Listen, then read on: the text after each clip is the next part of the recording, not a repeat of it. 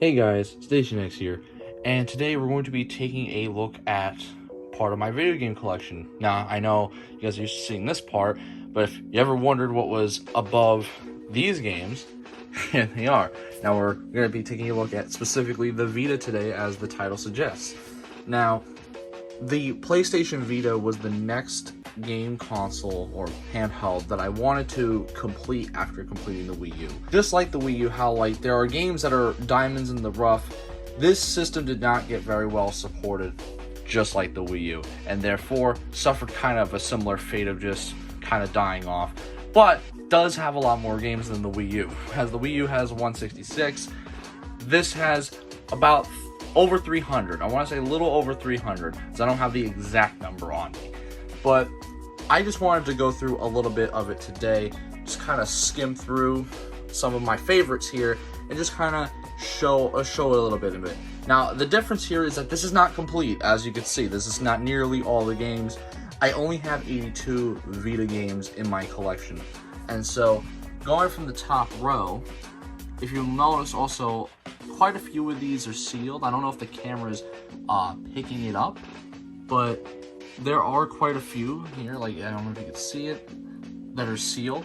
And that's pretty much, I feel like, is a little self-explanatory, because when I buy these online, because most of the Vita games I have to buy online because most stores don't have them, unless you go to a video game store that's like a mom and pop shop. And even then, they usually have like a small selection. These games, typically I have to buy online, and so normally I'll usually go for pre-owned because it's cheaper and it saves me some money. But the thing is that sometimes you'll see a good price for new as well, despite it being still a little bit more expensive than a pre-owned. You can still find good prices for new as well. So I figured, if it's only like a $2 difference, $5 difference, even if it's a $10 difference, I'll go for the new over pre-owned, just so that I can have a sealed copy. Now, something that I'm not necessarily striving for is a sealed complete collection, but I have always joked around that if I ever got more sealed games than I do ones that are opened, then I might try to go for them. And the thing is too, I leave them sealed not because, oh, I don't want to open them. There's two reasons why. For one, there's the fact that I might own it on a different platform already that's opened, or just digitally I own it. So therefore I feel like I don't need to open it. Like Undertale, I own that on the PC, and Persona 4 Dancing All Night, I bought the Endless Night Collection for PS4, so that comes with it digitally as well. And something like, this one's open, but if I had this sealed, I have Mortal Kombat on the other systems, the MLBs, Minecraft, stuff like that. If I have it already and it's sealed, then I'm just gonna keep that one sealed. The other reason is just quite simply, and I do this with all the systems, is that when I buy a new game, I leave it sealed until I get around to playing it. And I will admit, the Vita, I do not play as much. It's one of those systems that, it's nice, but one thing I will say, it's a little uncomfortable to hold. When I did my Minecraft Vita video long ago, it's almost been a year. That video, it was hard to do a little bit just because it was very uncomfortable to hold that Vita. My hands are a little bit bigger than the average size, so it's hard to hold on to it with comfort, and it just cramps my hands really easily. Faster than the Switch, and the Switch already kind of does that for me, and that thing's a lot bigger. But what is nice about the Vita is that it has a touch screen as well, on the front and on the back, to compensate for there being lack of two shoulder buttons instead of just they don't have two back buttons. I meant they have shoulder buttons but not the back buttons, like the triggers. And the sticks do not press down, so that's another thing, that they have two sensors on the back, kind of, in a sense. For first person shooter games like Call of Duty, you'll have the trigger part and the knifing animation or sprinting and aiming, as you would just touch the back of the Vita to activate those commands. And then the Vita also has a camera not only in the back, but I'm pretty sure it has one on the front as well, which I thought was kind of cool. It reminded me of the DSi, but it did not do well for obvious reasons, and I think Sony kind of cut the life on it a little short. I feel like if they kept going and kept trying to put better games and more games that are significant to why you would want to buy a Vita, it'd be a lot better. But unfortunately, that didn't happen. Now, something that I do have quite a bit of, something that I also made a video on, and something that you'll notice with the Vita is almost like 1/3 of the library is supported by limited run games. They kept making physical copies for Vita games for a long time. And I think it wasn't until I think Sony finally just stopped making cartridges for Vita. And I think that's the only time they stopped doing physicals for Vita. Otherwise, like here, like I think a good portion of these are limited run. I don't remember which. I know this one is the Bit Trip, Reality Fighters. Yeah, like some of these I forget which ones are limited run. I don't have too many, but I'm sure if you're a fan of limited run games, you will notice which one's which. And so there are quite a few. One that I'm specifically looking for is Night Trap. That one I would love to have for Vita because it's just very silly. And then another thing is that if you notice, I have 3 Japanese region games.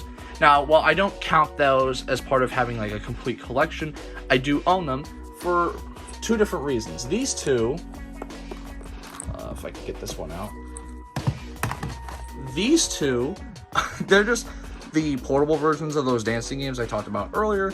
The Endless Night Collection, they made them for PS4 here in North America, but in Japan, if I wanted a physical Vita one, like if I wanted a physical versions for the Vita, I'd have to get like the Japanese ones just because they did not have them. They did not have them physically in America. They just had them digitally, digital only. So while that was a shame, I understand.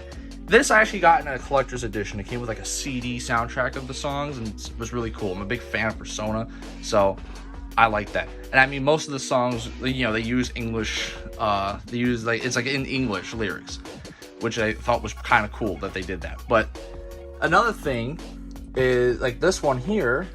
I actually don't know what this game is. It came with the Minecraft Vita, so that's really the only reason why it's there. I just thought it was cool, so I decided to keep it.